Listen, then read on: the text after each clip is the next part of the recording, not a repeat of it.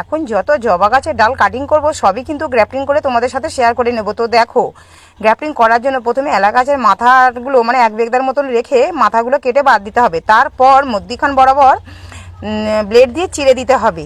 তারপর যে গাছের গ্রাফটিংটা করবে, মানে যে গাছটা ডাল দিয়ে গ্রাফটিং করবে, সেই ডালটা কেটে নিতে হবে, মানে ছোট্ট 1 আঙুলের মতন করে কেটে নিয়ে মাথায় যদি ফুল কুঁড়ি বা পাতা থাকে সেগুলো সব কেটে বাদ দিতে হবে।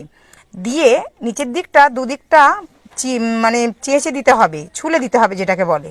দুদিকটা ছুলে নিয়ে আর ওই মাঝ বরাবর যে চেরা অংশটার মধ্যেখানে ঢুকিয়ে দিতে হবে। দিয়ে বেশ একটু শক্ত করেই দিতে হবে। দিয়ে তারপর ওই পলিথিন দিয়ে জায়গাটাকে বেশ শক্ত করে বেঁধে দিতে হবে। পলিথিন দিয়ে ভালো করে মুড়িয়ে বেঁধে দিতে হবে। তারপর তোমরা একটা পলিথিন দিয়ে চাপা দিয়ে আর ছাওয়া জায়গায় রেখে দেবে, শুধু গাছের গোড়াটায় জল দিয়ে যাবে। তো দেখবে 15-20 দিনের মধ্যে কিন্তু পাতাও নতুন করে পাতা বেরিয়ে যাবে। কিন্তু পাতা বেরোবার পর কিন্তু গ্রাফটিংয়ের জায়গাটা খুললে হবে না, ওটা আরও 1 মাস রেখে দেওয়ার পর কিন্তু একটু রোদ ছায়া রাখতে হবে, তারপর গ্রাফটিংয়ের জায়গাটা খুলতে হবে।